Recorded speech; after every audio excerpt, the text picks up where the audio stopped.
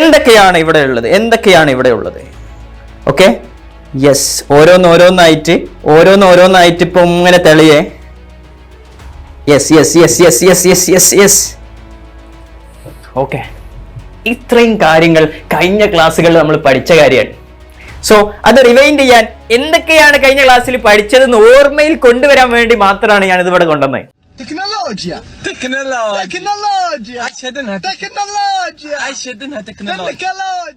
Okay, so പറ, ഇതെന്താ? Scalar quantity. ഇനി സ്കേലാർ ക്വാണ്ടിറ്റി ഉണ്ട് ഇവിടെ. സ്കേലാർ ക്വാണ്ടിറ്റി ഇവിടുത്തെ വെക്ടർ ക്വാണ്ടിറ്റി.